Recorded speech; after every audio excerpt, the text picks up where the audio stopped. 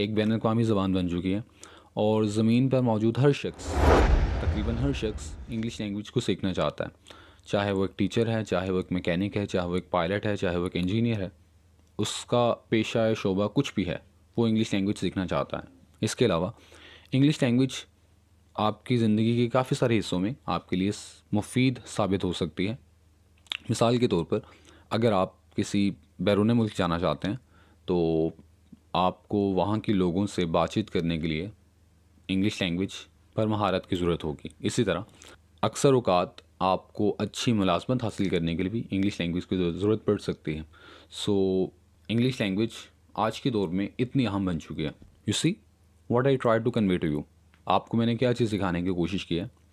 Nelson Mandela ने एक दफ़ा कहा था, if you want to convey a message and you convey it in your language that will go to the mind, and if you want to convey a message and you convey it in their own language that will go to their heart. अगर आपके पास कोई message है और आप उसको लोगों तक convey करना चाहते हैं और आप उस मैसेज को अपनी ज़बान में कन्वे करना चाहते हैं, अपनी ज़बान में, ना कि उनकी ज़बान में, तो वो मैसेज उनके दिमाग को लगेगा, which will be less effective. और अगर आप वही मैसेज उन लोगों को उनकी अपनी ज़बान में कन्वे करवाते हैं तो वो मैसेज उनके दिल को लगेगा। सो इंग्लिश लैंग्वेज बहुत इंपॉर्टेंट लैंग्वेज है क्योंकि हर जगह बोली जाती है।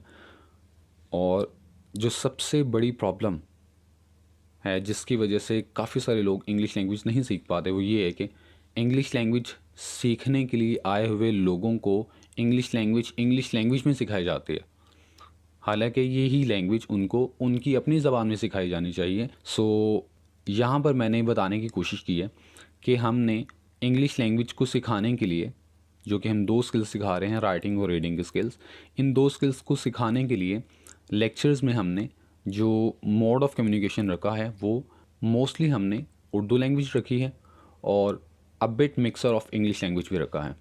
तो कम्प्लीटली इंग्लिश लैंग्वेज से फ़िलहाल गुरेज किया गया है क्योंकि मुकम्मल तौर पर इंग्लिश लैंग्वेज में दिए गए लेक्चर्स को समझने में आपको अभी प्रॉब्लम का सामना करना पड़ सकता है। इसलिए हमने मोड ऑफ़ लैंग्वेज लेक्चर्स के लिए मोड ऑफ़ लैंग्वेज को उर्दू लैंग्वेज और इंग्लिश लैंग्वेज दोनों में रखा है।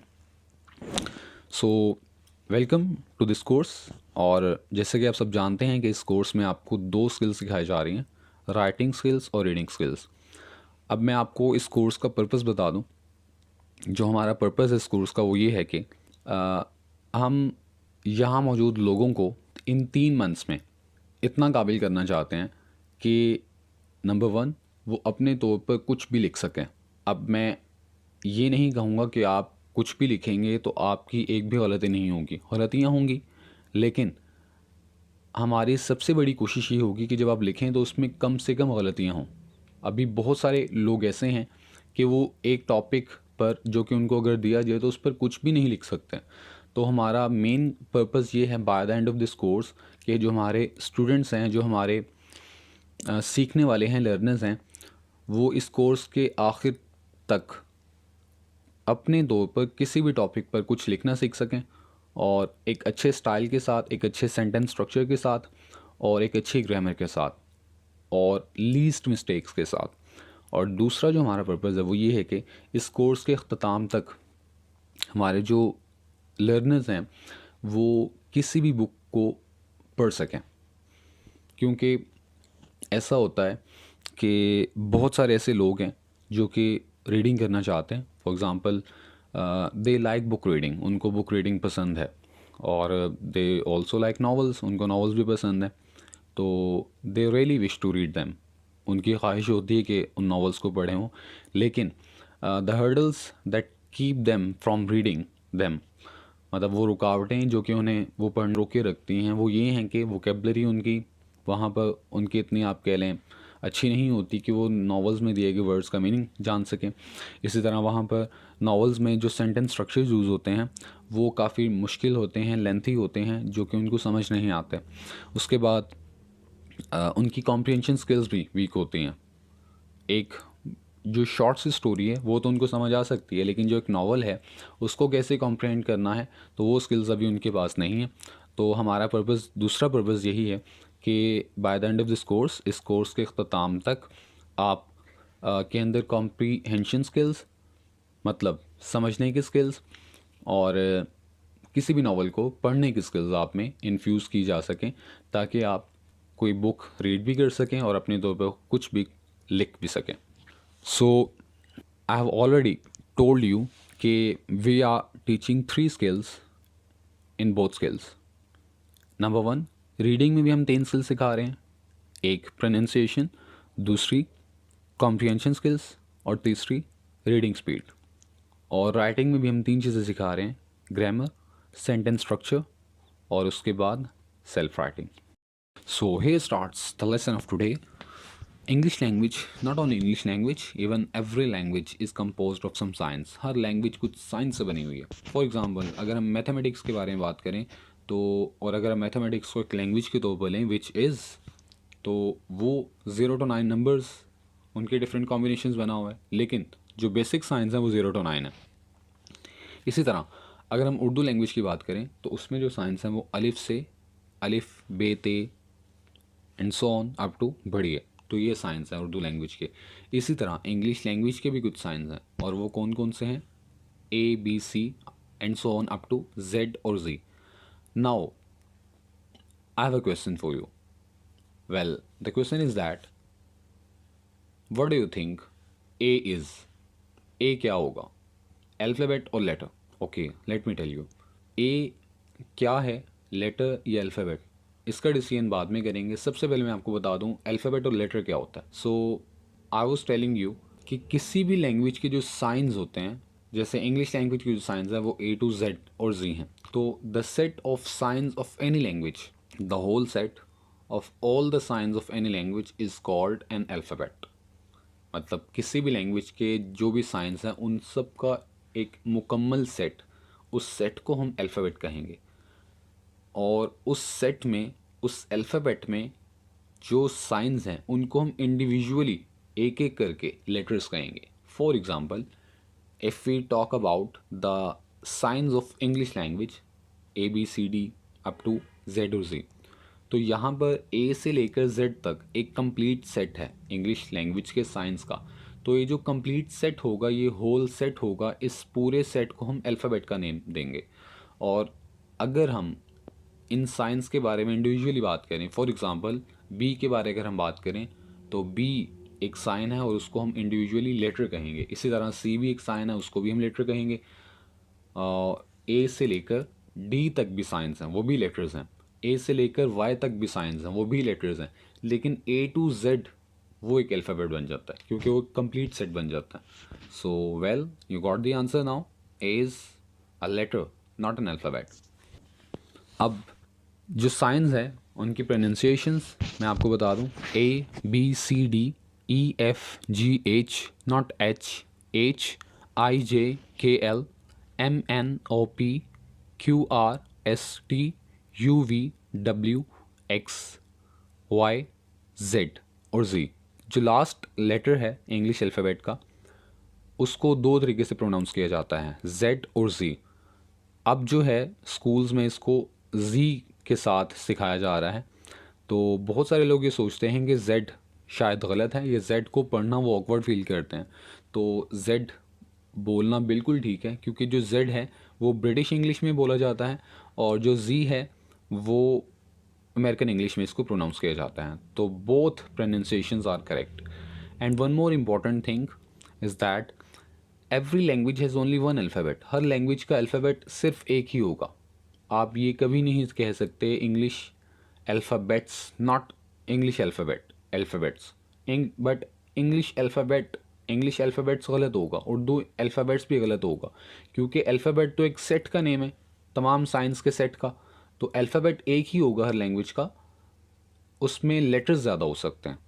तो हम ये कह सकते हैं English alphabet has 26 letters. English alphabet has 26 letters. English alphabet में 26 हरूफ होते हैं, 26 लेटर्स होते हैं. So till now I have taught you what is the difference between an alphabet and a letter, and what are the signs of English language. Now if we look deeper into into the English alphabet. तो वहाँ पे हम ये देखेंगे कि जो English letters हैं यानी जो इंग्लिश अल्फ़ाबेट हैं उनको दो टाइप्स में डिवाइड किया गया है। एक कॉन्सोनेंट लेटर्स, दूसरे वाउल लेटर्स।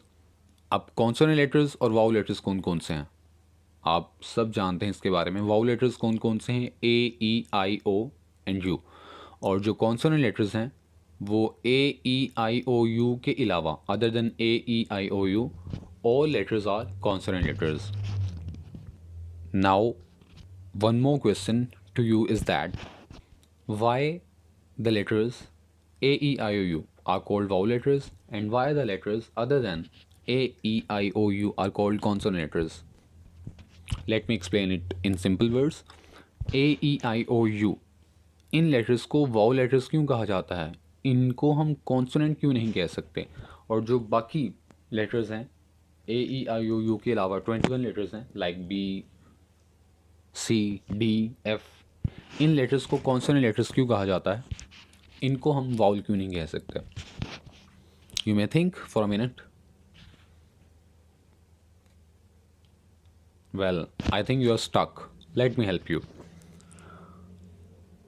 अगर हम वाउल वर्ड को देखें तो वाउल वर्ड का मतलब कुछ और होता है, कॉन्सोनेंट वर्ड का भी मतलब कुछ और होता है। एक और चीज़ जहन में रखें कि हर लैंग्वेज के लेटर्स होते हैं और वो लेटर्स कुछ साउंड्स को शो करते हैं, वो लेटर्स कुछ साउंड्स प्रोड्यूस करते हैं। मिसाल के तौर पर जो लेटर बी है वो ब की आवाज़ देता है, इसी तरह जो लेटर डी है वो डाल की आवाज़ देता है, ड की। इसी तरह जो लेटर एफ़ है वो फ यानी फे की आवाज़ देता है। तो हर लेटर की कुछ साउंड्स भी होती हैं। तो इंग्लिश लैंग्वेज में भी दो चीज़ें हैं, लेटर्स एंड देयर साउंड्स।